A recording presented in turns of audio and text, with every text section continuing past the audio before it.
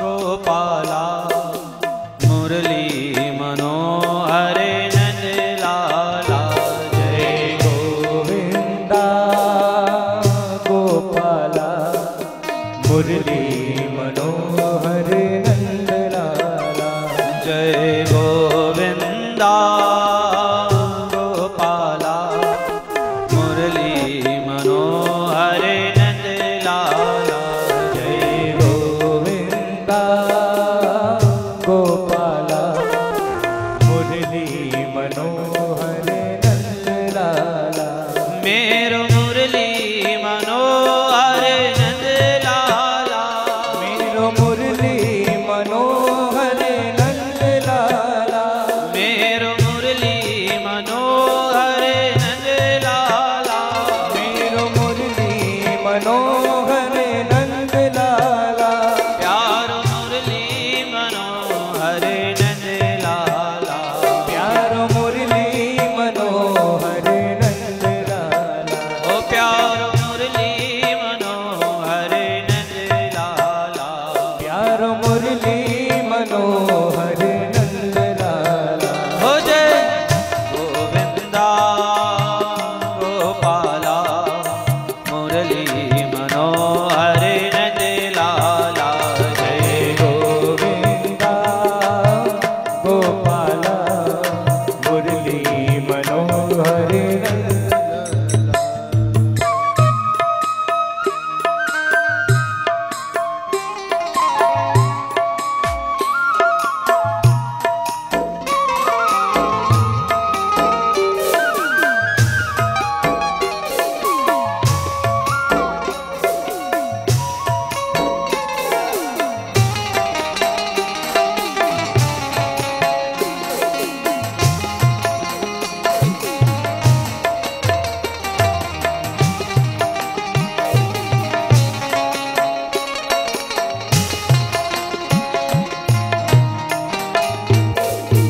गोविंदा गोपाला मुरली मनोहरे नंद लाला। जय गोविंदा गोपाला मुरली मनोहरे नंद लाला। मेरो रास रचैया गोपाला। मेरो रास रचैया गोपाला। मेरो नाग नथैया गोपाला। मेरो नाग नथैया गोपाला। मेरो वेणु बजैया नंद लाला। गोणू बजैया नंद लाला। ओ मेरो वेणु बजैया नंद लाला। मेरो वेणु बजैया नंद लाला। हो जय गोविंदा गोपाला मुरली मनोहरे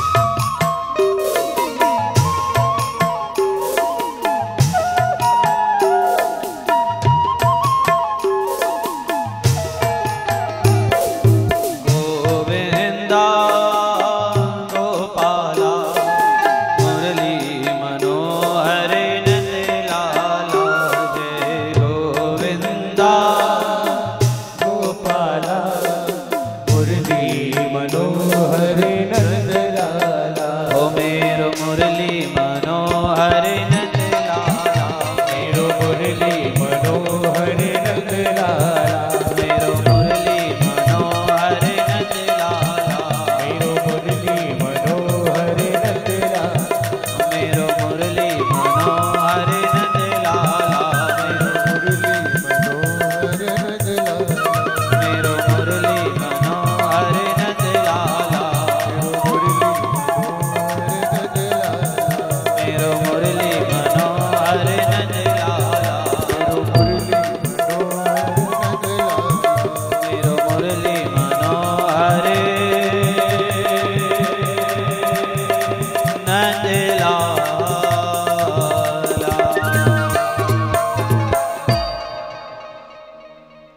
बोलिए नंदन नंदन भगवान की जय।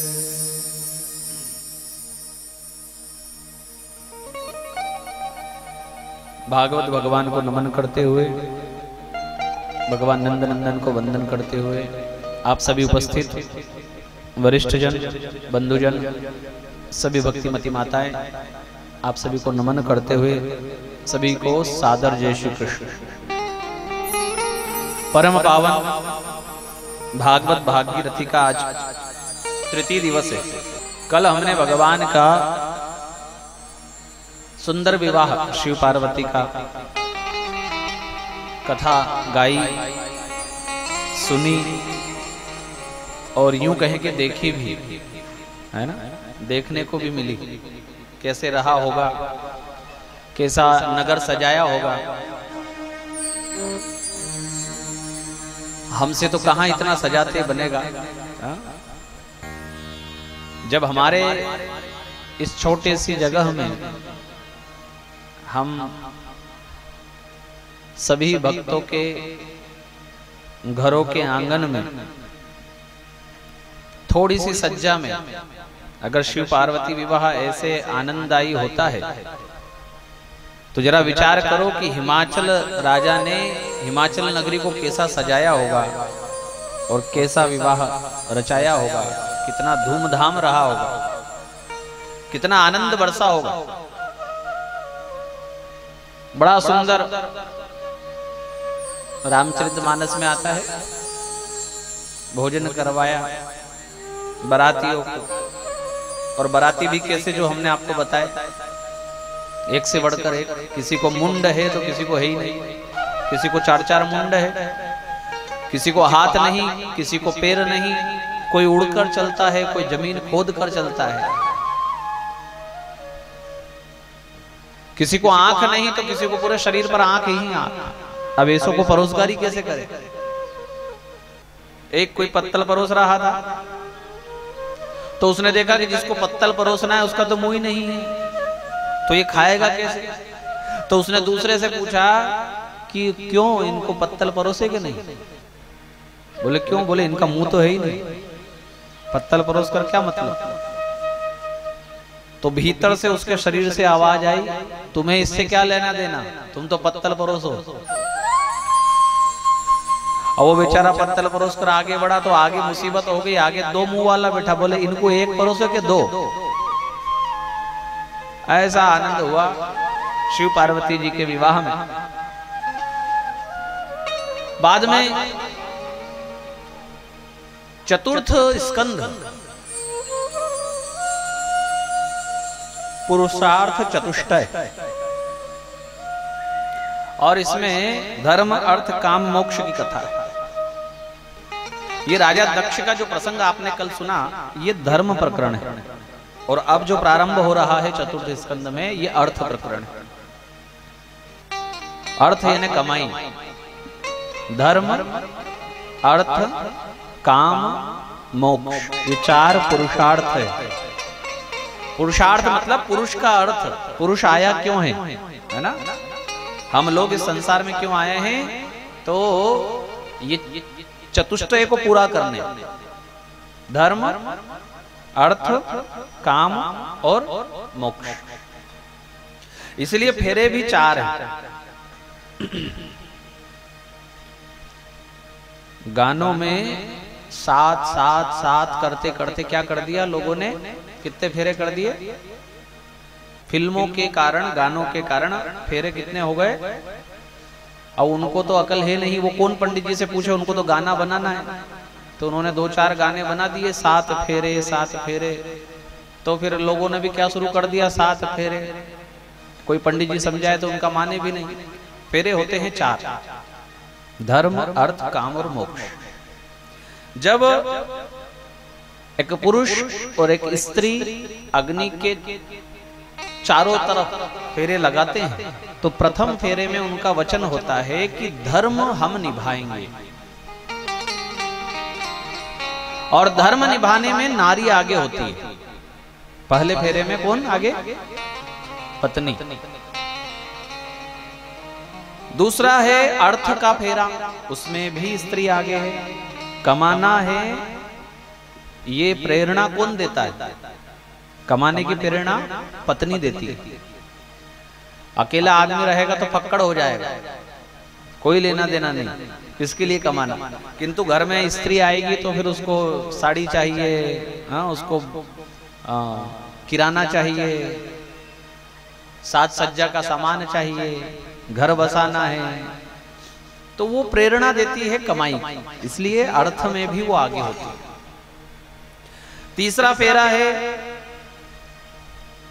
काम का, अर्थात इच्छा। काम का अर्थ है इच्छा, है ना। इच्छा अनेक प्रकार की, और सबसे ज्यादा इच्छाएं कौन की होती है घर में? पत्नी की। पति तो दिन भर ड्यूटी करके आए, परेशान होकर घर में दुकान खोलकर और बैठ जाए, दिन भर इच्छा किसके मन में चलती रहती है? ये कर लेंगे, वो कर लेंगे, इतनी बचत और हो जाए, ये बना लेंगे, वो खरीद लेंगे। तो ये तीनों फेरों में स्त्री आगे होती है और पुरुष पीछे होता है ना। कौन कौन सा फेरा? धर्म अर्थ काम। मोक्ष की बारी आती है तब पुरुष आगे और स्त्री पीछे। इसका अर्थ है कि पुरुष मोक्ष के लिए इस धराधाम पर आया है। न केवल वो अपना मोक्ष करेगा, अपितु वह कुछ ऐसे कर्म करेगा जिससे उसकी पत्नी का भी मोक्ष हो जाएगा। इसलिए ये जो आयोजन चल रहा है ना, ये आयोजन, इसमें चारों पुरुषार्थ समा गए। धर्म हो रहा है, अर्थ का सदुपयोग हो रहा है। इससे बढ़कर के अर्थ का सदुपयोग, पैसे का सदुपयोग हो सकता है कहीं पर? जो धन की 3 गति है, प्रथम दान, दूसरा भोग और तीसरा नाश। सबसे पहली गति कौन सी है धन की? दान करो। क्या हो रहा है यहां पर? यह सबसे उत्तम गति। दूसरा है भोग, अपने ही ऐशो आराम के लिए पैसे को लगाया जाए, वो मध्यम है। और तीसरा है नाश, ना दान करो पैसे का, ना भोग भोगो उसका, है ना। बच्चों के लिए जोड़ने के चक्कर में जोड़ते चले जाओ तो उसका फिर क्या हो जाएगा? नाश हो जाएगा, वो टिकने वाला नहीं। जिस शरीर से धन कमाया जाता है उस शरीर की भी गति क्या है? हाँ? जिस शरीर से आप पैसा कमा रहे हो, इस शरीर की गति क्या है? जैसे धन की 3 गति अभी बताई, ऐसे शरीर की भी 3 गति है। जला दो तो राख, गाड़ दो तो कीड़े बन जाए, और वन में ले जाकर फेंक दो तो कुत्ते और सियार खाकर विष्ठा कर देते हैं। चौथी कोई गति है?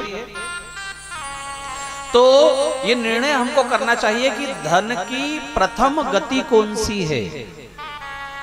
शरीर पर लगाएंगे भी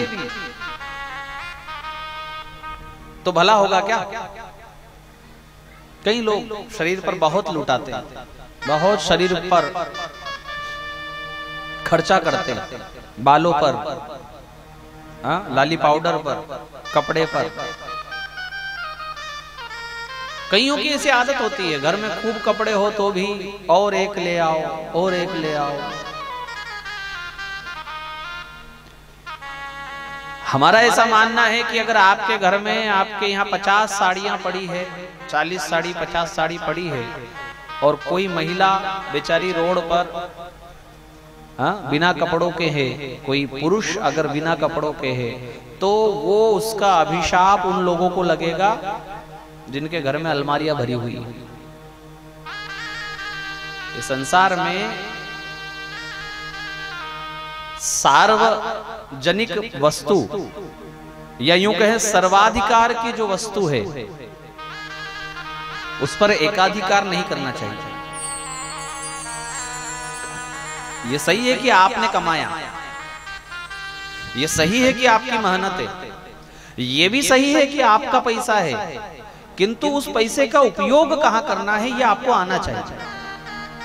ये विवेक भगवान ने देकर भेजा है हमको। आजकल लोग देखो उल्टा काम करते हैं, धर्म इसलिए करते हैं कि अर्थ कमाया जा सके। धर्म क्यों करते हैं? पैसा कमाया जा सके। आप देखना ऐसा आजकल टीवी पर भी बाबा लोग बताते रहते हैं कि शिव जी को ये करो तो तुमको पैसा आ जाएगा, हाँ? या उनको जाकर शहद चढ़ाओ तो तुम्हारा भला हो जाएगा, दुकान नहीं चल रही है तो ऐसा कर दो। भगवान से धन मांगने के लिए पूजा हो रही है। धन कमाया है इसलिए पूजा करें कि पूजा इसलिए करें कि धन आ जाए? विचार करो भाई, आपको ये विचार करना चाहिए। शास्त्र जो कहता है वो मैं बात कह रहा हूं। आपको ये विचार करना चाहिए कि हम जब आए थे तो हमारे पास क्या था और आज क्या है। तो यदि हमने कुछ उन्नति की है, कुछ 2 रुपया हमने कमाया है, तो उसमें से भगवान को लगाएं कि और मंदिर इसलिए जाएं कि उनसे और मांग लाएं, इसलिए जल चढ़ाएं कि और दे दो, और दे दो, और दे दो। और यदि ऐसा होता तो ये जो 4 पुरुषार्थ मैं बता रहा हूं इसमें अर्थ पहले होता, धर्म बाद में होता। किंतु इसको कैसे बोला जाता है? इसका क्रम क्या है?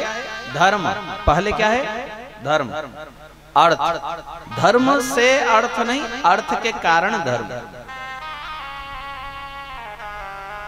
अच्छा देखो, ये कथा हो रही है पितरों के निमित्त टिकलिया परिवार के द्वारा, ठीक है। अब अगर ये लोग ऐसा कहें कि पहले हम कमा लें, कितना खर्चा होगा? बोले इतना, तो पहले हम कमा लें जरा फिर करेंगे। ऐसा अगर कोई सोच ले तो दुनिया में कोई धार्मिक आयोजन हो सकता है? कभी नहीं हो सकता। हम अपनी बात ना कहें, हम तो छोटे लोग हैं, बड़े बड़े भी जो है ना वो भी अगर ये सोच ले कि पहले कमा लें बाद में हम ऐसा अच्छा कोई काम करेंगे, ऐसे नहीं हो सकता। धर्म का काम तो हो जाता है, बस उसके नाम से आगे बढ़ जाओ, सब व्यवस्था अपने आप बन जाती है, वो स्वतः करके देता है। आप अपने जीवन में इसका अनुभव ले चुके हैं, कईयों ने लिया होगा कि भैया कुछ नहीं था पास में और कैसा हो गया भगवान जाने। हाँ, बेटी का विवाह कैसे हो गया? धर्म का काम है बेटी का विवाह। भगवान का पूजन धर्म का काम है, कथा भागवत धर्म का काम है। तकिए के पास रखकर नोट की गड्डी सोएंगे फिर कथा करवाएंगे, ऐसा संभव नहीं है।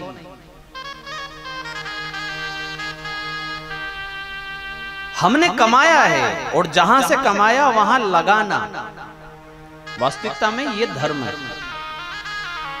शिव जी के मंदिर जाओ तो उनसे ये बोलने मत जाना कि पैसे की बहुत कमी है, उनसे बोलना बहुत है, तेरी कृपा है। क्या लाए थे अभी तक? इतना तो तूने निकाल दिया ना, आगे और निकाल दे, बहुत तूने दिया है प्रभु। एक बड़ा सुंदर भजन है, देखो बिंदु जी महाराज का। संसार में 2 तरह के भक्त हैं, एक तो वो जो भगवान से मांगने जाते हैं और एक वो जो भगवान से कहते हैं कि प्रभु तेरी मेहरबानी का हे बोझ इतना जिसे मैं उठाने के काबिल नहीं हूँ। तेरी मेहरबानी का हे बोझ इतना जिसे मैं उठाने के काबिल नहीं हूँ। मैं आ तो गया हूँ मगर जानता हूँ, मैं आ तो गया हूँ मगर जानता हूँ तेरे दर पे आने के काबिल नहीं हूँ। तेरे दर पे आने के काबिल नहीं हूँ।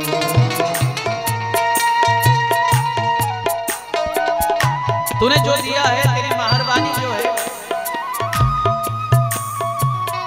इसका बोझा भी मुझसे नहीं उठ रहा है। यदि उसने कुछ ले लिया हमसे तो चिंता मत कर, जिसने दिया वो लेने का भी अधिकार रखता है। माता पिता यदि बच्चे को कुछ दे सकते हैं तो फिर बच्चे से ले भी सकते हैं। ऐसे भगवान यदि हमको कुछ देता है तो वो लेने का भी अधिकार रखता है। और बिंदु जी कहते हैं कि नाथ जमाने की चाहत ने मुझको रुलाया, तेरा नाम हरगिज जुबा पर ना आया।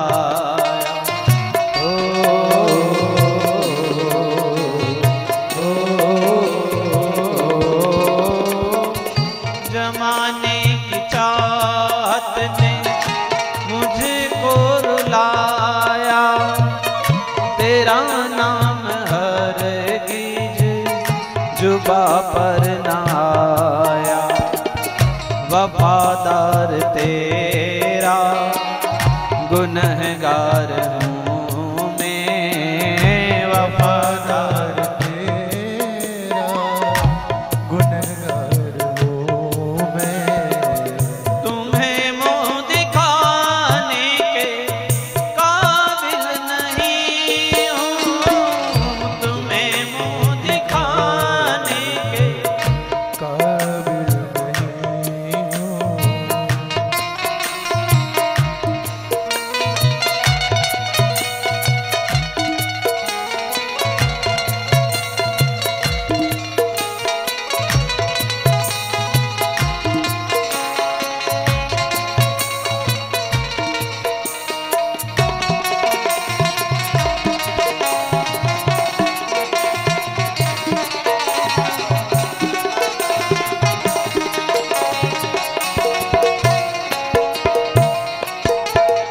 ये माना के दाता है तू जहां का, मगर छोली आगे फैलाऊं तो कैसे हो।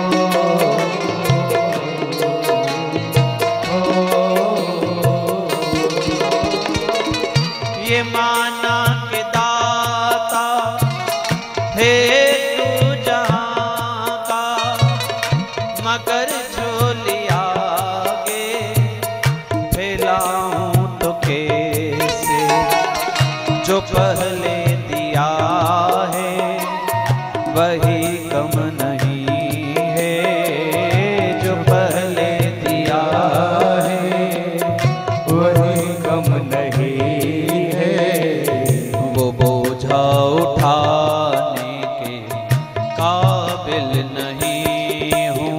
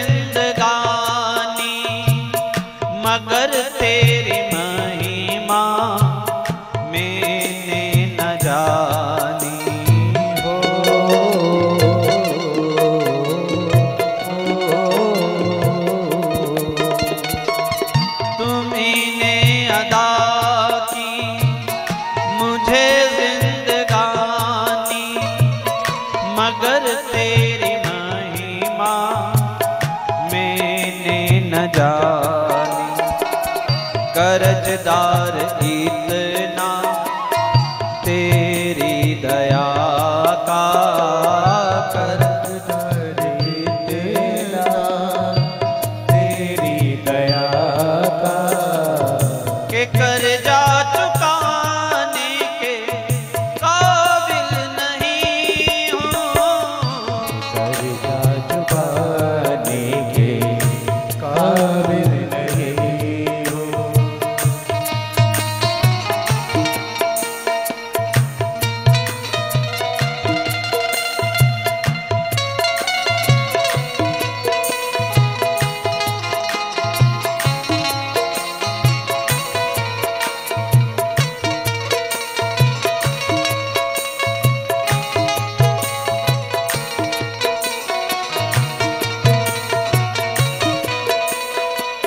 श्री राधे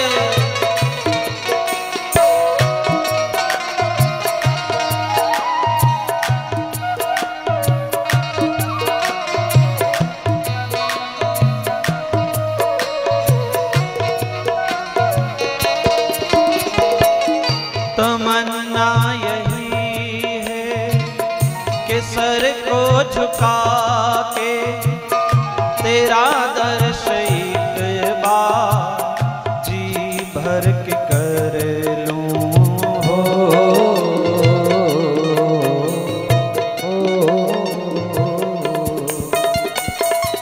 तमन्ना यही है कि सर को झुका के तेरा दर्श एक बार जी भर के कर लूं। सिवा आंसू बिंदु के ओ मेरे मालिक, सिवा आंसू बिंदु के ओ मेरे मालिक, मैं कुछ भी चढ़ाने के काबिल नहीं हूँ, मैं कुछ भी चढ़ाने के काबिल नहीं हूँ। तेरी मेहरबानी का है बोझ इतना, तेरी मेहरबानी का है बोझ इतना, जिसे मैं उठाने के काबिल नहीं हूँ, जिसे मैं उठाने के काबिल नहीं हूँ। मैं आ तो गया हूँ मगर जानता हूँ, मैं आ तो गया हूँ मगर जानता हूँ, तेरे दर पे आने के काबिल नहीं हूँ, तेरे दर पे आने के काबिल नहीं।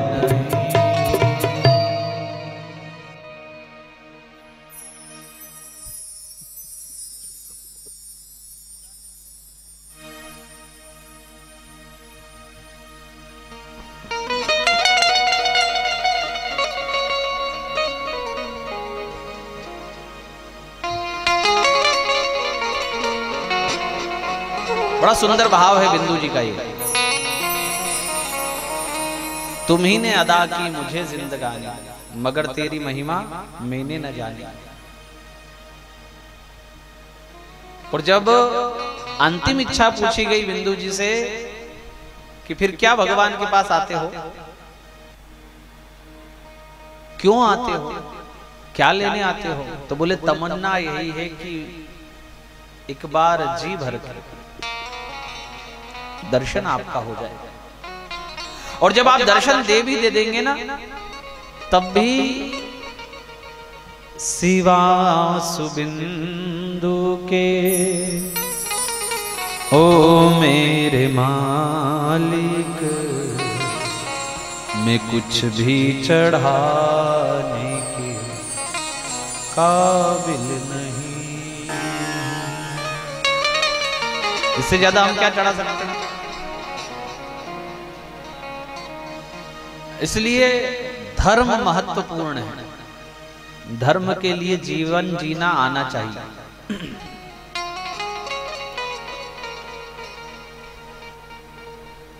स्वधर्मो निधनेत्तया, गीता जी क्या कहती है? स्वधर्म में मर जाना ठीक है, पराये धर्म को अपनाने से अच्छा।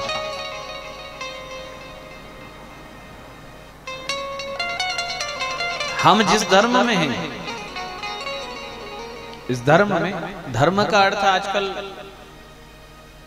जाति पाति से लगाया जाता है, रिलीजियन से लगाया जाता है। जब हमारे ग्रंथ लिखे गए थे तब कोई दूसरा धर्म था ही नहीं, इसलिए यहाँ इसका अर्थ मुसलमान या ईसाई या कुछ और मत लगाना आप। फिर धर्म क्या है? अगर इसकी चर्चा नहीं हो रही है तो फिर धर्म क्या है? धर्म है कर्तव्य का निर्वाह। जिस शरीर में आप हो और ये शरीर जहां जहां जुड़ा हुआ है, उनके प्रति आपके कर्तव्य का निर्वाह धर्म कहलाता है। जैसे आप पत्नी हैं तो पति के प्रति समर्पण, यदि आप सास हैं तो जिम्मेदारी पूर्वक अपने बहू के प्रति निर्वाह, ससुर हैं यदि आप, पिता हैं आप, तो एक अच्छे पिता का क्या कर्तव्य होता है। बेटे हैं यदि आप, ये शरीर जहां जहां जुड़ा हुआ है, जिन जिन रिश्तों से नातों से जुड़ा हुआ है, वहां भली प्रकार से निर्वाह करना ही धर्म है। और इतना ही सोचोगे अगर तो ये संकुचित सोच होगी, छोटी सोच होगी। केवल नातेदारी रिश्तेदारी में ही उलझ कर रह जाओगे तो छोटी सोच है। ये शरीर और भी कहीं जुड़ा हुआ है, समाज से ये शरीर जुड़ा हुआ है, मोहल्ले से ये शरीर जुड़ा हुआ है, देश से ये शरीर जुड़ा हुआ है, तो उसके प्रति भी हमारा कोई कर्तव्य बनता है और उस कर्तव्य का निर्वाह ही धर्म है।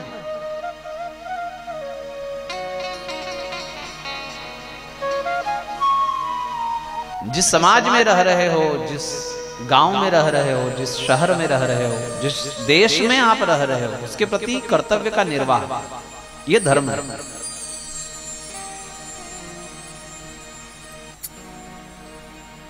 लोभ में आकर, लालच में आकर कर्तव्य का त्याग,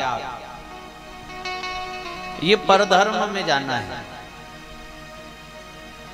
नहीं, जो कि नातेदारी रिश्तेदारी में भी होता है। ये दो बेटे हैं, एक अच्छा कमा रहा है तो उसके ऊपर ज्यादा मन हो गया, एक कम कमा रहा है तो उसके ऊपर कम हो गया, बस यहां आपने अपना धर्म छोड़ दिया।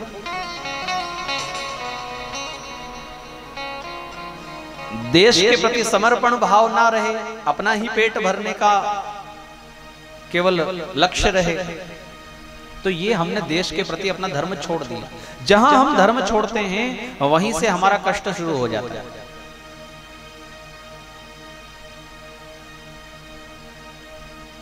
इसलिए धर्म को पकड़ कर रखना चाहिए। कल आपने कथा सुनी ना शिव जी की। शिव जी किस पर बैठते हैं? है ना, वो जो नंदी है बेल, वो बेल धर्म है हमारे यहाँ। कल आपने कथा में यदि ध्यान दिया हो तो राजा परीक्षित एक बेल को प्रताड़ित देखता है और उससे पूछता है कि आपको सताने वाला कौन? तो वह कहता है कि मुझे सताने वाला मेरा कर्म ही है, दूसरा नहीं। तब राजा परीक्षित ने क्या कहा कि आप निश्चित धर्म ही हैं, बेल के रूप में आए हैं, आप वास्तविकता में धर्म है। हमारे यहाँ बेल की बात आए ना तो समझना धर्म की बात हो रही है। अब देखो, बेल यानी धर्म, शिव, शिव का अर्थ क्या? आध्यात्मिक जगत में शिव जी क्या है? तो रामचरितमानस कहती है कि शिव विश्वास है। भवानी शंकरौ वंदे, भवानी और शंकर को वंदना कर रहे हैं। कैसे? बोले श्रद्धा विश्वास रूपिणो। पार्वती जो है वो है श्रद्धा और शिव जो है वो है विश्वास। बेल यानी धर्म और शिव यानी विश्वास। बेल पर शिव यानी धर्म पर विश्वास। क्यों शिव जी का वाहन बेल ही है? कभी विचार किया? इसके अनेक सुंदर कारण है। गणेश जी का वाहन चूहा ही क्यों है? हाथी जैसा शरीर और वाहन चूहा, अटपटा नहीं लगता है? भगवान विष्णु का वाहन गरुड़ ही क्यों है? इन सब के पीछे बड़ा सुंदर कारण है। हम चर्चा कर रहे हैं कि शिव का वाहन नंदी अर्थात बेल, बेल यानी धर्म, शिव यानी विश्वास। तो जब ये नंदी के ऊपर बैठते हैं तो धर्म के ऊपर विश्वास बैठा है, और लोगों का धर्म पर विश्वास डगमगा रहा है। कई लोगों का डगमगा रहा है, अपने धर्म पर विश्वास डगमगा रहा है। नहीं, केवल घर में इच्छा पूर्ति हो जाए, मानो कोई कष्ट चल रहा है, कोई समस्या चल रही है, मानो कि कोई घर में बीमार है, तो शिव जी पर जल चढ़ाने गए, 2 महीना 4 महीना चढ़ाया, काम नहीं बना, तो किसी ने कहा वो फलाने हनुमान जी जो है वहां जाओ, तो यहां जाना छोड़ दिया। अब कहां जाने लग गए? वो हनुमान जी पर। 2 महीना वहां भी गए, काम नहीं बन पाया। कोई संयोग रहा ऐसा कि भगवान ने ऐसे सुनी नहीं और काम नहीं बन पाया, तो किसी ने कहा मजार पर चले जाओ, वहां चादर चढ़ा दो, तो वहां पहुंच गए। अपनी कामनाओं की पूर्ति के लिए, अपने स्वार्थ की पूर्ति के लिए जरा भी दुख उठाने का, जरा भी कष्ट उठाने का मानव का आजकल मन नहीं है। क्या चाहते? सुखी रहे हमेशा, जरा सा भी दुख ना हो, हमेशा सुख ही रहे, और जो सुख दे रहा है वहीं चले जाए। अंग्रेज लोग जब आए थे ना भारत में, तो उन्होंने सुख दिया था। उस समय हमारे राजा लोगों को बड़ा अच्छा लगता था, कितने अच्छे लोग हैं देखो, हमसे आते से मित्रता की, हमको कितना इन्होंने हमारा राज्य बढ़वा दिया, हमें कितना सुख सुविधा इन्होंने दी। और बाद में क्या हुआ आप सब लोग जानते हैं। हर मीठी चीज के पीछे कीड़ा लग सकता है, ध्यान रखना।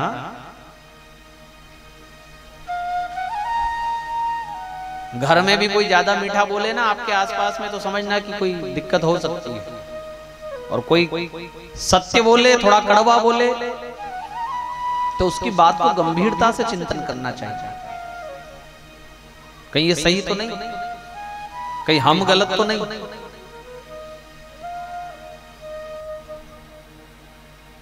अर्थ प्रकरण है ध्रुव जी।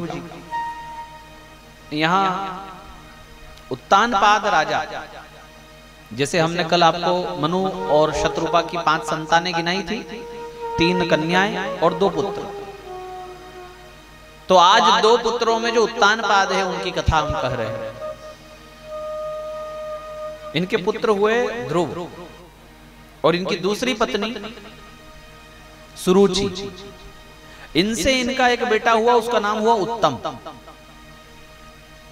ध्रुव जी एक दिन पिता की गोद में बैठना चाहते थे। 5 वर्ष की अवस्था में चाहते थे कि पिता की गोद में बैठ जाए, किंतु सौतेली मैया ने झिड़क दिया। वो 5 साल का बच्चा क्या जाने कि सिंहासन क्या होता है, राजपाट क्या होता है, उसको तो पिता की गोद चाहिए थी। किंतु सौतेली माता ने उसका अर्थ क्या निकाला कि आज गोद में बैठेगा, कल सिंहासन पर बैठेगा। तो आज ही हाथ पकड़कर झिड़क दिया कि जाओ पहले भगवान को प्रसन्न करो, और जब भगवान प्रसन्न हो जाए तो उनसे कहना कि अगले जन्म में मुझे सुरुचि के गर्भ से पैदा करे। सुरुचि ने अपने गर्भ को भगवान से भी ऊंचा बताया। भगवान मिले तो क्या मांगना? मेरा गर्भ। कभी कभी आदमी अपने अहंकार में, अहम भाव में ऐसा डूब जाता है कि वो क्या कह रहा है उसको पता ही नहीं होता। अरे भाई, जब भगवान ही मिल जाएंगे तो ये छोटा सा राजपाट वो क्यों मांगेगा? किंतु राजपाट तो छोड़ो, वो कहती है कि मेरा गर्भ मांगना तू अगले जन्म में, तब जाकर के तुझे कहीं ऐसा राजपाट मिलेगा। वो बालक थे किंतु स्वाभिमानी थे ध्रुव जी। कहीं बच्चे स्वाभिमानी होते, उनको अपमान बर्दाश्त नहीं हुआ, असहनीय अपमान। माता को जाकर सब सुनाया, अपनी मैया सुनीति को। तो सुनीति ने बड़ा सुंदर भाव प्रकट किया। मां चाहे ना तो अपने बच्चे को ध्रुव बना सकती है। देखो अब इस मां ने क्या किया। सुनाने वालों ने सुनाया कि ये तो खाली गोद में बैठना चाहता था अपने पिता के, किंतु इसकी सोतेली मैया ने इसको हाथ पकड़कर झिड़क दिया और बहुत डांट लगाई। अब ऐसी स्थिति में आज की मां होती तो क्या करती, बताओ? बच्चे को लेकर जाती वहां जहां सोतन खड़ी है, और फिर क्या होता? तेरी इतनी हिम्मत, तेरी इतनी मजा कि तूने मेरे छोरे को आंख बताई, हाथ पकड़ा। और अगर ऐसा होता तो ध्रुव जी की कथा आज नहीं हम बाँच रहे होते।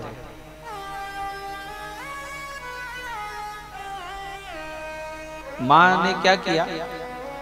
कहा देखो, वाह पुत्र ध्रुव, देख तो मेरी छोटी बहन मुझसे हर काम में आगे निकल गई। उसने पति को भी जीत लिया, राजपाट भी संभाल लिया, और अब बेटे को शिक्षा देने में भी वो मुझसे आगे निकल गई।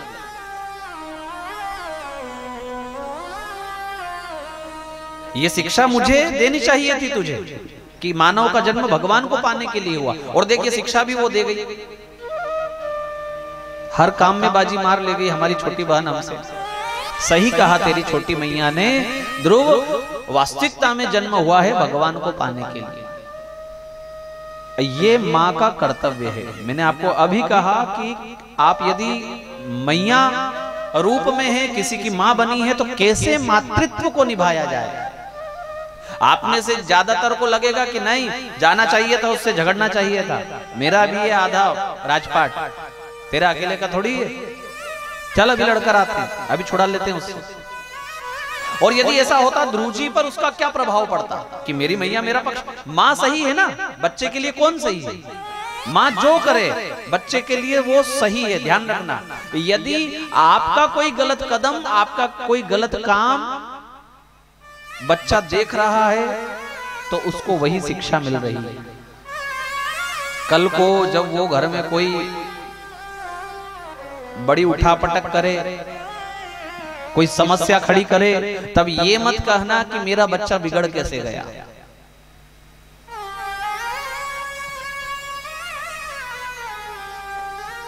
एक बच्चे ने स्कूल से उसके पास में बैठने वाले बच्चे की पेंसिल चुरा ली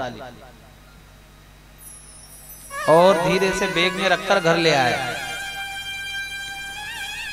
जिसकी पेंसिल थी ना, और वो बच्चा घर आकर अपनी पेंसिल ढूंढता है, उसको मिली नहीं। उसकी मैया ने उसको पूछा, क्यों रे, मैंने तुझे कल पेंसिल दिलाई, कहां गई? बोले वो मेरे पास में बैठता है ना, उसने ले ली। तो ये अपने बेटे को लेकर उसके घर गई जिसने चोरी की, और कहा कि बहन, छोटा बच्चा है तेरा, ज्यादा समझ उसको है नहीं, गलती से उसने मेरे बेटे की पेंसिल रख ली है, तो वो हमको दे दो।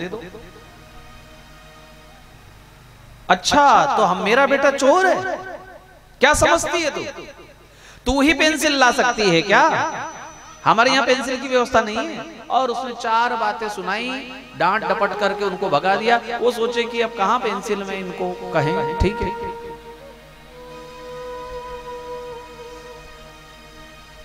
वो तो चले गए। बच्चे ने क्या देखा?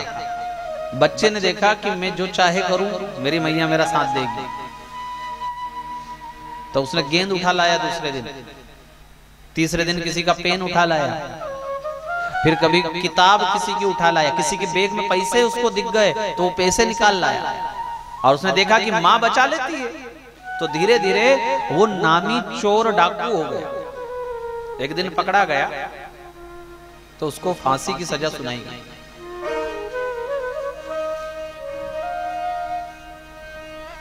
अंतिम इच्छा उससे पूछी गई, कोई अंतिम इच्छा?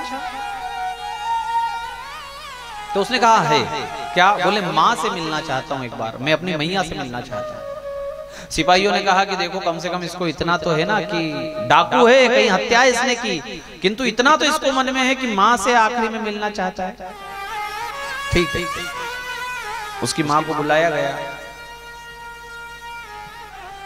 और माँ तो माँ होती है, स्त्री स्वभाव ऐसा होता है, उसको कोई बात याद नहीं कि मैंने क्या किया, ये क्यों डाकू बना, उसको कोई लेना, अब मेरा बेटा फांसी पर चढ़ जाएगा, बस जाकर लिपट गई बच्चे से, रोने लगी खूब।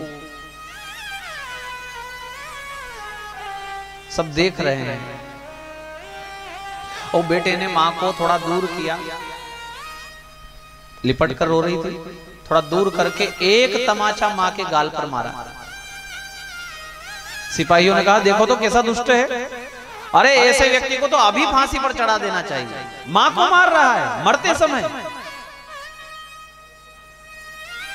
तो उसने कहा मैं मां को नहीं मार रहा हूं, मैं मां को बता रहा हूं अब रोने से क्या होगा, जिस दिन मैंने पहली पेंसिल चुराई थी उस दिन तू ये थप्पड़ अगर मुझे मार देती गाल पर तो शायद मैं आज ये चोर डाकू नहीं बनता, आज मुझे ये फांसी की सजा नहीं होती, करनी तेरी भुगत में रहा हूं और तू ऐसे रो रही है जैसे तूने कुछ किया ही ना हो। वास्तविकता में परवरिश सबसे बड़ी चीज, आपके द्वारा बच्चे को किस प्रकार से पाला पोसा जाता है, ये बड़ी बात है। आप में वो शक्ति है कि वो बुढ़ापे में आपकी सेवा कर दे, किंतु वो शिक्षा आज से देना शुरू करना पड़ेगा। हम तो ऐसे हो गए कि पढ़ाने लिखाने में डूब गए, बस पढ़ाई लिखाई ही उनको सब कुछ समझा,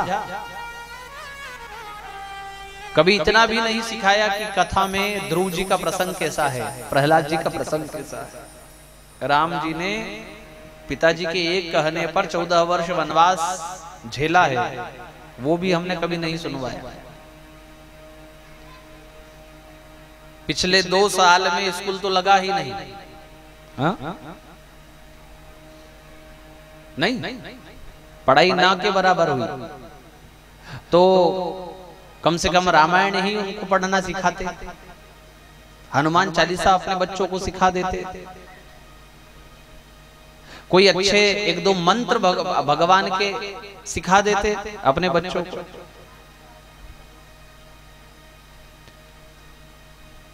यदि ये ग्रंथ, ये कथाएं हमको इतनी सुंदर आज भी लग रही है, तो क्यों ना इनके द्वारा हम जीवन जीने का प्रयास करें।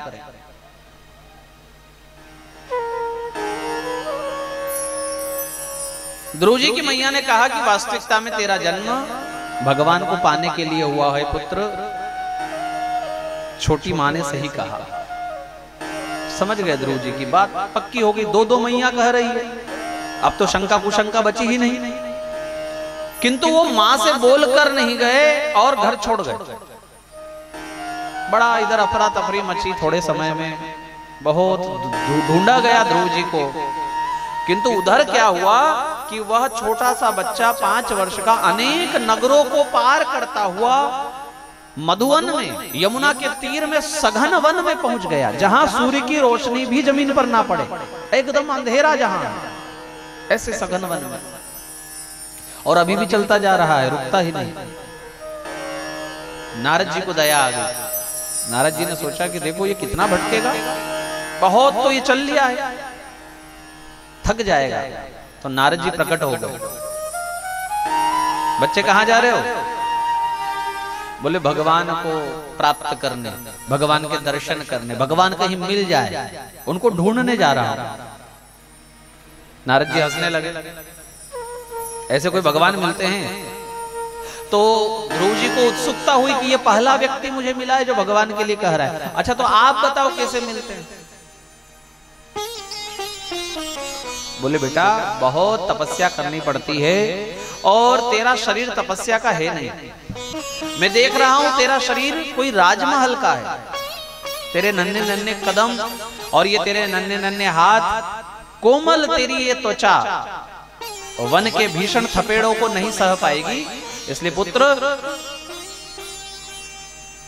सब छोड़ जा, अभी महल जा, मां की गोद में खेल, खाओ पियो,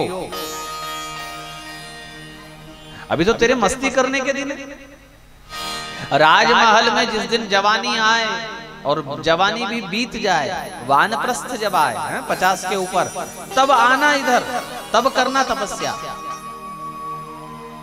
अभी तो कितने सुंदर सुंदर पकवान राजमहल में बनते होंगे, क्या तुझे उसकी याद नहीं आती? देखो ये सदगुरु की एक कसौटी है। सच्चा गुरु कसौटी पर कसेगा पहले, ऐसे ही नहीं शिष्य बना लेगा। जो ऐसे ही कह दे कि हाँ तुम हमारे शिष्य हो जाओ, समझना कि वहां कोई गड़बड़ है। नारद जी ने उनको कसा, कैसे? राजमहल की याद दिलाई, राजमहल में क्या क्या व्यवस्थाएं हैं, क्या क्या सुख है, वो सब याद दिलाए।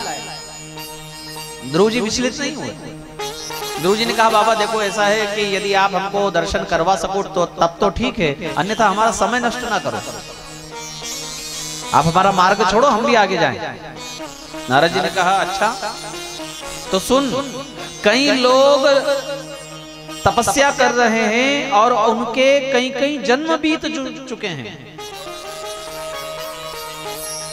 कोई 2-4 साल नहीं, कईयों के कई कई जन्म बीत गए हैं, तब भी भगवान ने उनको दर्शन दिया नहीं है। तू क्या सोच रहा है कि तुझे 5 साल की अवस्था में भगवान दर्शन दे देंगे?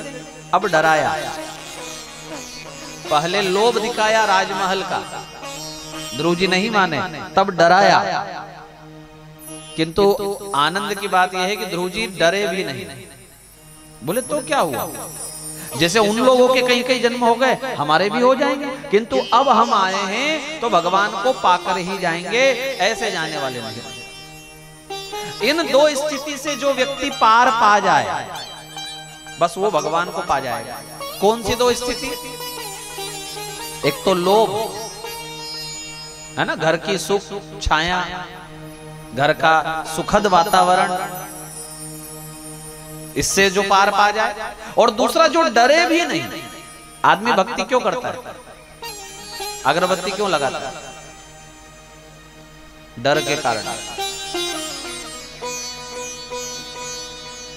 कोरोना में कितने लोगों ने रामायण पढ़ी, भगवान का नाम जपा, जरा सा किसी को कुछ हो गया हो, छींक भी आ गई हो, तो कितना भगवान के आगे बैठे दीपक लगाया,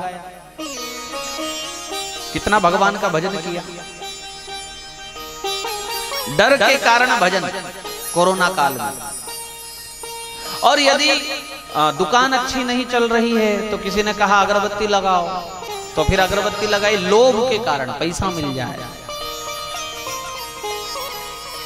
किंतु भगवान कब मिलेंगे? जब कोई भक्त डर और लोभ दोनों से पार पा जाए, और वो भक्त में इतनी सामर्थ्यता आ जाती है कि वो भक्त फिर भक्त न रह करके भगवान से भी ऊंचा हो जाता है। ये सत्य है। आप देखना, कोई उदाहरण ऐसा लो जहां भक्त को ना डर है ना लोभ है, तो भगवान को भी वहां नाचना पड़ा है। जैसे गोपियां, ना किसी बात का डर ना किसी बात का लालच, तो भगवान को नचाया गोपियों ने। एक और रामचरितमानस में प्रसंग आता है,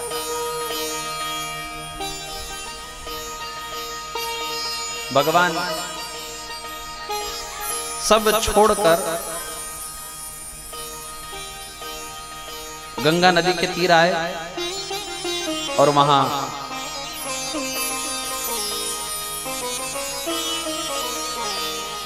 केवट बैठा हुआ है। मांगी नाव ना केवट आना,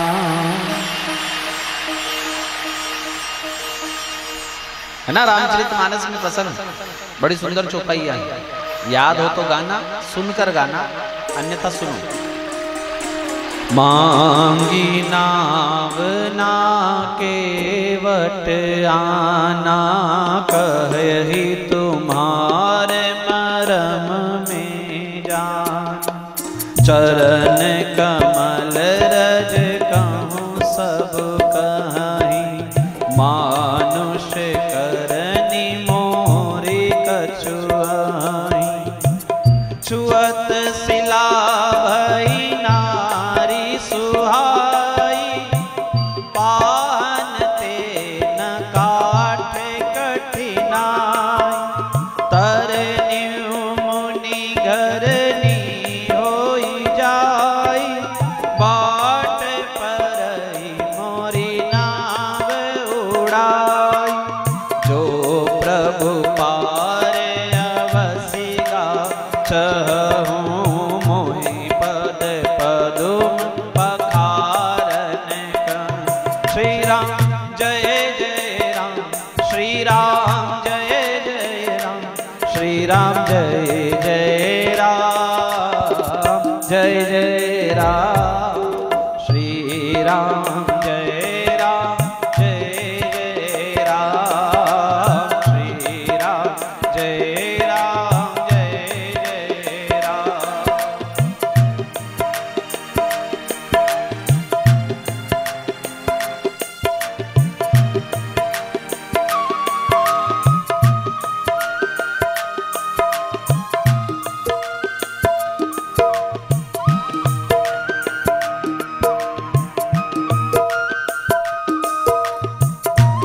मांगी नाव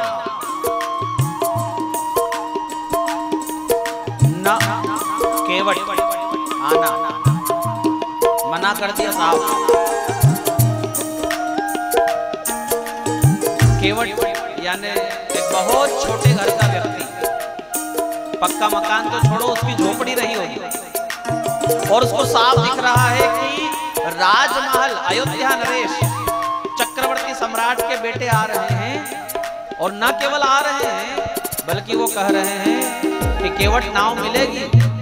कोई दूसरा होता तो हाथ जोड़कर खड़ा हो जाता, जी सरकार कितनी चाहिए, 1 2 3 जितनी चाहिए उतनी लगा दे।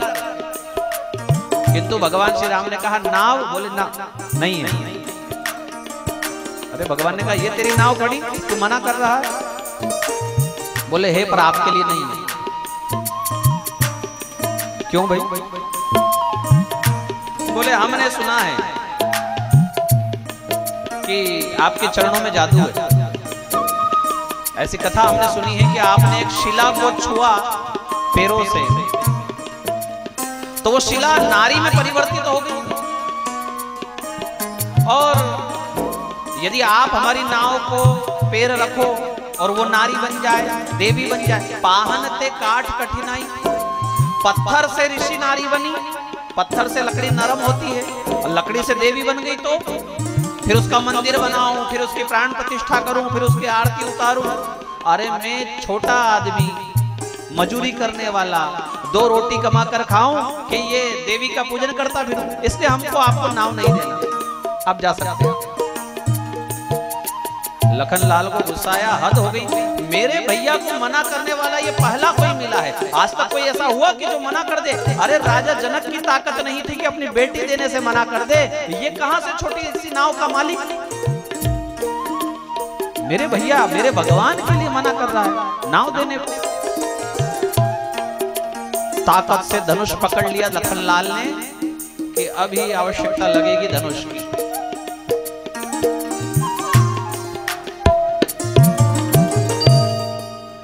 गुस्सा आने लगा लखनलाल को, अब ये मार खाएगा केवट। केवट ने देख लिया कि लखनलाल को गुस्सा आ रहा है, किंतु तब भी वो डरा नहीं। लखन यानी कौन? मौत। भगवान के साथ में जो लखनलाल है ना, वो मृत्यु है। कैसे? यदि राम नारायण के अवतार हैं तो लखन शेषनाग का अवतार है, और शेषनाग अगर किसी को गुर्रा कर देखे तो उसका बचना संभव है क्या? किंतु केवट नहीं डर रहा। बोले नाव तो नहीं मिलेगी आपको, अगर आप जाना चाहते हो तो एक शर्त है। देखो यहाँ कोई दूसरी नाव है भी नहीं, उसने व्यवस्था ऐसी जमाई थी कि घाट पर उसके अलावा किसी की नाव भी नहीं थी। हो गई तुम्हारी व्यवस्था शुरू, कोई आ रहा है, कोई जा रहा है, कोई बात कर रहा है, कोई। क्या चल रहा है अंदर ऐसा? एक साथ जिस किसी को जाना है अंदर चले जाओ और किसी को बाहर आना है तो आ जाओ भैया।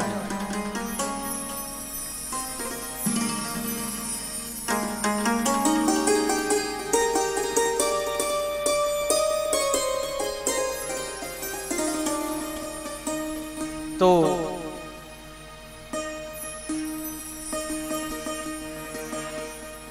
हम एक शर्त रखते हैं आपके आगे, अगर आपको नाव से पार जाना है। पद कमल धोई चढ़ाई नाव न नाथ उतराई छहो। क्या कहता है वो? पद कमल धोई, आपके चरण की धूल से वो पत्थर नारी बना था, मैं आपके चरण धो देता हूं और आपको नाव पर चढ़ा देता हूं। पैर धुल जाएंगे तो पैरों में धूल बचेगी नहीं, तो संभव है कि मेरी नाव जो है वो नारी नहीं बनेगी। और सबसे बड़ी बात उसने जो कही, मजे की बात देखो आप, जिस कारण से हमने ये प्रसंग लिया है भागवत में, है रामायण का, किंतु हमने भागवत में लिया क्योंकि हमारी चर्चा चल रही है कि भक्ति या तो कोई पैसे के कारण करता है या डर कर करता है। ये क्या कहता है? पद कमल धोई चढ़ाई नाव नाथ न उतराई चहो। मैं आपसे उतराई नहीं लूंगा। उतराई यानी मजूरी, साधारण भाषा में।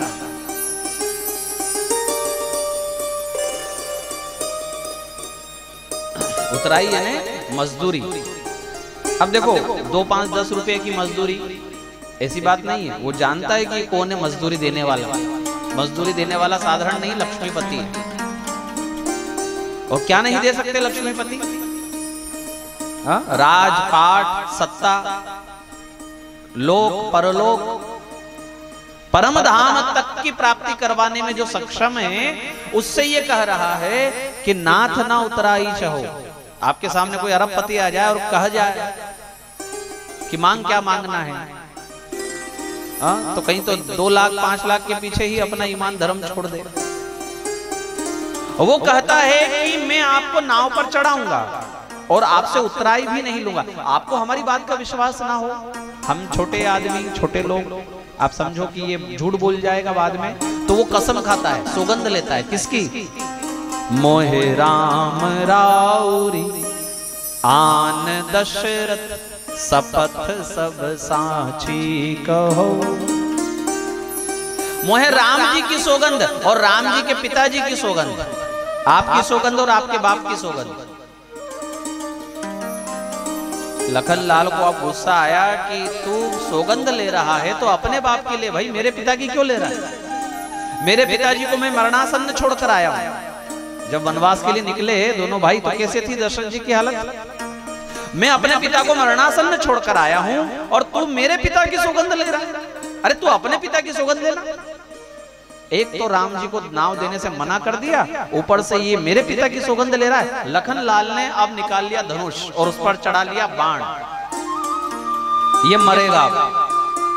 राम जी के पीछे लखन लाल खड़े, तो राम जी को नहीं दिख रहा कि पीछे लखन ने क्या किया, किंतु केवट सामने खड़ा, उसको सब दिख रहा है कि लखन बहुत गुस्से में आ गए और वो बाण चढ़ा लिया उन्होंने। तो वो कहते हैं बरु तीर मारो लखन पे। केवट क्या कहता है? पहले उसने कहा कि नाथ ना उतराई चहो, इस बात को आप याद रखना, और अब कह रहा है बरु तीर मारो लखन पे। चाहे तो लखन मुझे तीर मार सकते हैं, मतलब डरता भी नहीं है वो। और जिसको ना लालच है ना डर है, अब देखो उसने भगवान को कैसे नचाया। बरु तीर मारो लखन पे, जब लगी न पाय पखारी हूं, तब लगी न तुलसी दास नाथ कृपाल पार उतारी। आप चाहो तो लखन मुझे बाण मार सकते हो, मैं खाने को तैयार हूं। और मैं तो कहता हूं मारो, आप देर ना करो। ये क्या आपने तान कर खड़ा है, ये धनुष को बस तान लिया है आपने और छोड़ते नहीं बाण। छोड़ दीजिए बाण को, लग जाने दीजिए मेरे हृदय में इस बाण को, क्योंकि मैं मरूंगा। मैं चाहता हूं कि मैं आपके हाथ से मरूं। क्या कारण? बोले एक तो पीछे बह रही है गंगा, राख जिसकी गंगा में पहुंच जाए वो तर जाए, तो मेरा तो शरीर ही गंगा में गिरेगा आपका बाण खाकर। दूसरा, मेरे सामने कौन खड़े हैं? बड़े बड़े ऋषि मुनि जिनको स्वप्न में भी नहीं पाते हैं, वो साक्षात मेरे सामने खड़े हैं। तो ऐसा मरण बार बार हो सकता है क्या? इसलिए मैं कहता हूं आप बाण मारो, पीछे गंगा आगे राम, उनके दर्शन करके मरूंगा। वो कहता है किंतु आप ये जो जल्दबाजी मचा रहे हो ना जाने के लिए कि मैं जल्दी से नाव में तुमको चढ़ाऊं, जल्दी से पार उतार दूं, तो फिर आप बहुत लेट हो जाओगे। मुझे मारने से आपको काम जल्दी नहीं हो पाएगा, आपका काम बहुत विलंब से होगा, लेट होगा। लखनलाल जी के इशारा हुआ कैसे भाई बता? बोले मैं जानता हूं आपके भाई के स्वभाव को, मुझे मारकर मेरी लाश के ऊपर से होकर के तो ये गंगा पार जाएंगे नहीं। इनका स्वभाव ऐसा है कि ये मुझे पहले चिता पर चढ़ाएंगे, मुझे अग्नि देंगे और मेरा पिंडदान करेंगे। हो सकता है 12वें तक यहीं रुके, तो आप बहुत लेट होने वाले हो, आप कोई जल्दी पहुंचने वाले नहीं। लखन ने कहा बात तो सही है, मुझसे ज्यादा ये मेरे भैया को जानता है। तो लखन ने धीरे से बाण उतार लिया, बाण रख लिया तरकश में और धनुष रख लिया कंधे पर कि ये बिल्कुल कड़वा बोल रहा है किंतु सत्य बोल रहा है। इसलिए हम जो कहते हैं महाराज वो करो। तो राम जी कहते हैं ठीक है भाई। कृपा सिंधु बोले मुस्काई, सोई करऊं जब तेरी नाव ना जाए। ठीक है भाई, तू वैसा ही कर जिससे तेरी नाव को नुकसान ना हो।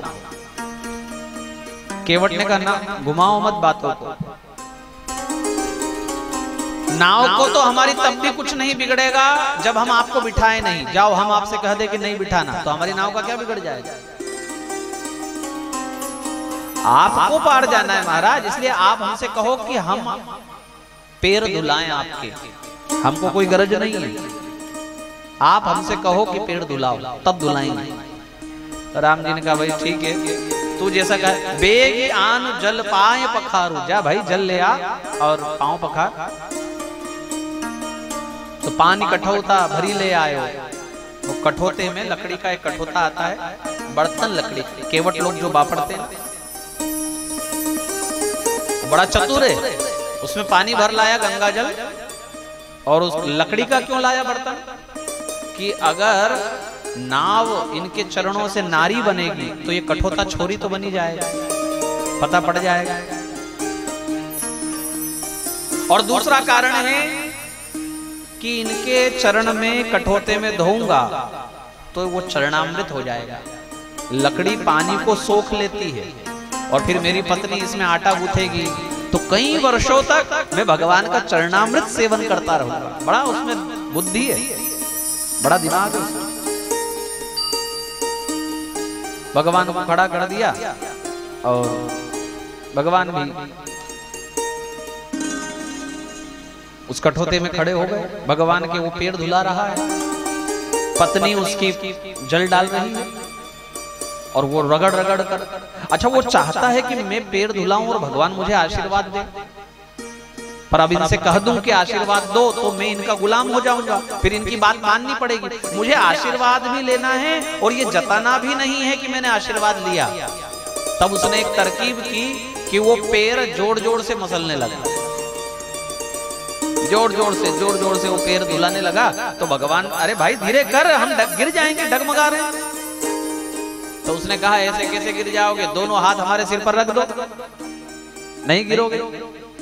तो दोनों हाथ भगवान ने उसके सिर पर रख दिए और आकाश से देवता लोग कहते हैं कि वाह भाई केवट, आज तूने वो कार्य कर दिया जो बड़े बड़े देव लोग ना कर पाए। भगवान के चरण गंगा जल से धो रहा है और भगवान ने दोनों हाथों से उसके सिर को पकड़ लिया। लखन लाल कहते हैं मन ही मन कि हाँ प्रभु, इसके सिर पर हाथ रख ही दो आपको, ना जाने और क्या क्या उत्पात इसकी खोपड़ी में भरे पड़े हैं, शायद आपके हाथ रखने से वो ठीक हो जाए। पैर धुलाए और तर्पण करवाया उसी जल से। तर्पण होता पितरों का, किससे करवाया पता है? भगवान से। भगवान को ब्राह्मण बना दिया, पंडित बना दिया भगवान। केवट कहता है, भगवान ने कहा भैया पार उतारो। बोले हमारा नियम है पहले पार वह उतरेगा जो पहले आया। राम जी ने घाट पर इधर उधर देखा, कोई नहीं। अरे भाई जब कोई नहीं तो कौन पहले पार उतरेगा? बोले आपको नहीं दिख रहा? बोले बिल्कुल नहीं दिख रहा। हमारे पितृ लोग कब से आश लगाकर खड़े हैं कि हमको कोई पार उतारे। ना जाने कितनी पीढ़ियां यहाँ खड़ी हुई है, और नाथ आप पार उतारो। हाँ आप तर्पण करवाओ उनका। हमने सुना है कि आप गुरु वशिष्ठ के यहाँ पढ़कर आए हो। बोले हाँ।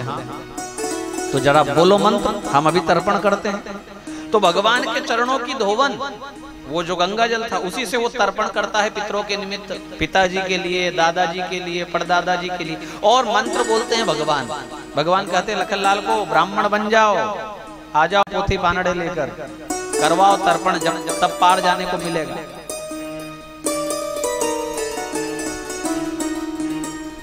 तर्पण करवाया और स्वयं पहले चमक करके नाव पर चला गया।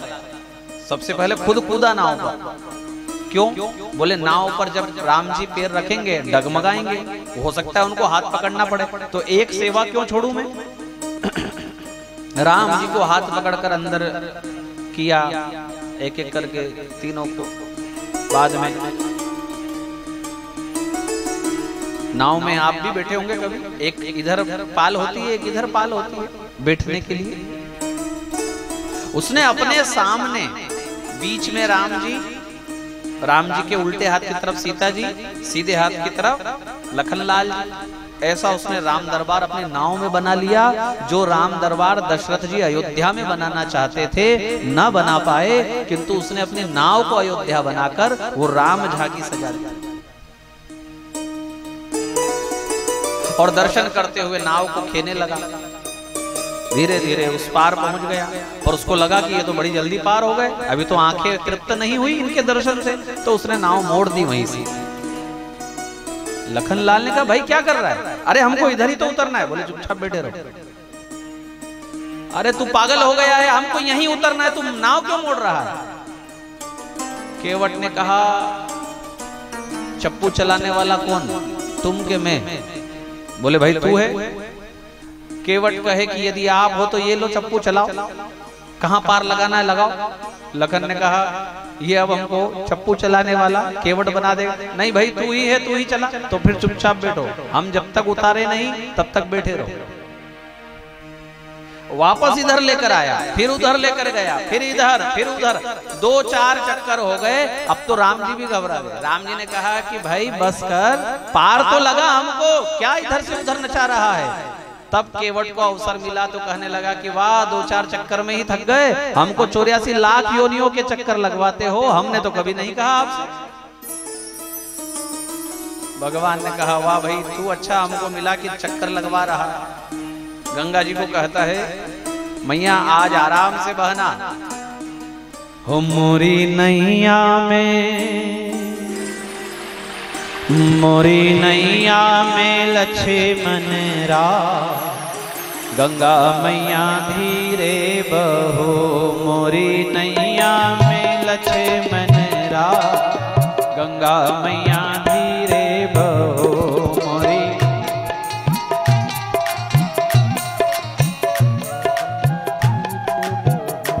मोरी नैया में लक्ष्मण राम, गंगा मैया धीरे बहो। मोरी नैया में लक्ष्मण राम, गंगा मैया धीरे बहो। धीरे बहो री जरा धीरे बहो, धीरे बहो री जरा धीरे बहो। धीरे बहो री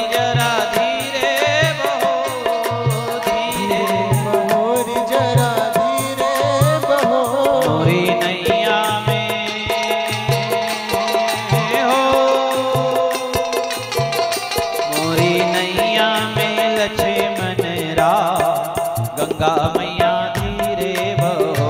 मोरी नैया में लक्ष्मण राम, गंगा मैया धीरे बहो।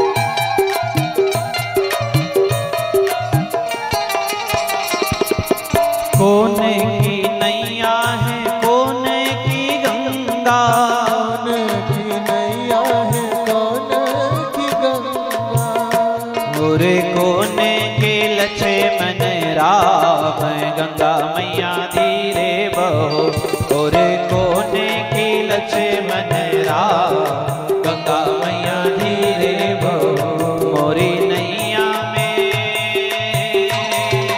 हो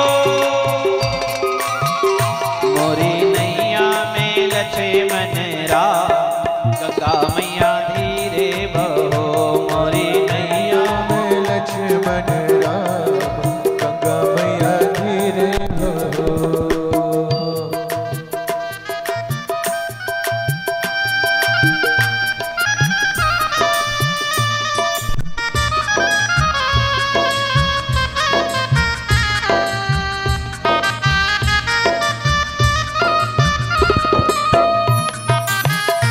ताली की सेवा देते हुए प्रेम से भाव से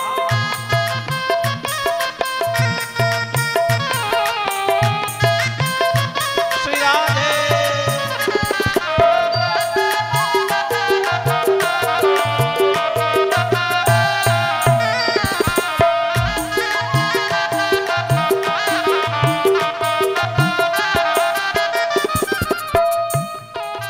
केवट की नैया भगीरथ की गंगा केवट की नैया भगीरथ की गंगा केवट की नैया भगीरथ की गंगा केवट की नैया भगीरथ की गंगा राजा दशरथ के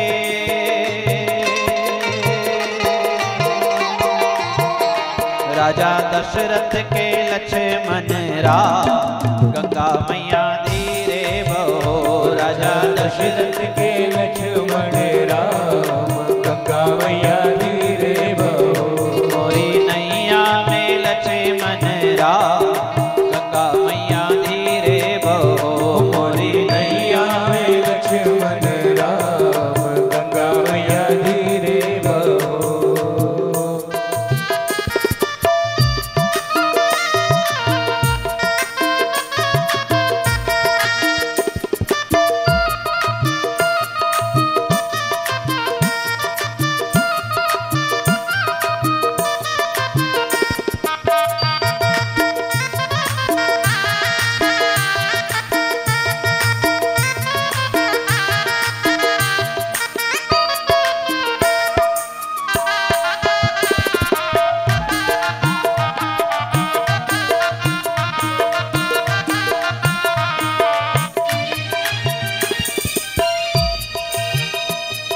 बड़ा भाव है केवट का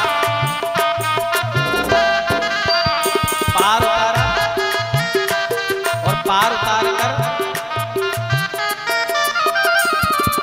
केवट उतरी दंडवत कीना प्रभु सकुची नहीं कछु दीना पिय की सिय जान निहारी मनि मुदरी मन मुदित उतारी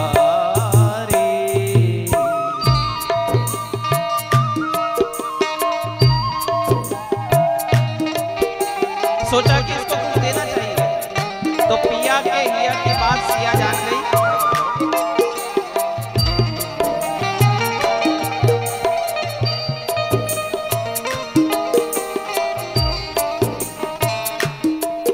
पिया की हिया की बात सिया जान गई।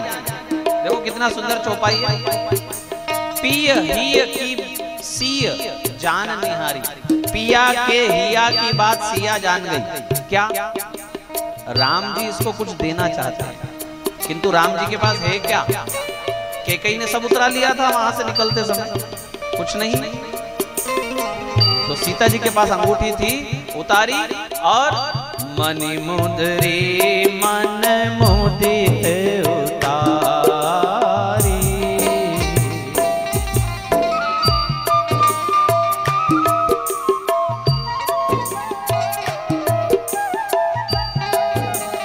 अब केवट में दीन भाव आया। अभी तक अकड़ रहा था, चाहे जैसे भगवान को नचा रहा था। अब काम हो गया पूरा, अब उसमें दीन भाव आया तो क्या कहता है? नाथ आज में काह न पावा, मिटे दोष दुख दारिद दावा। बहुत काल में कीन मजूरी, आज दीन विधि बनि भल बुरी। अब कछु नाथ ना चाहिए मोरे, अब कछु नाथ ना चाहिए मोरे। दीन दयाल अनुग्रह तोरे, बहुत कीन सिय राम लखन। नहीं कछु केवट ले, विदा कीन करुणायतन। व्यक्ति विमल बरु दे, भगति विमल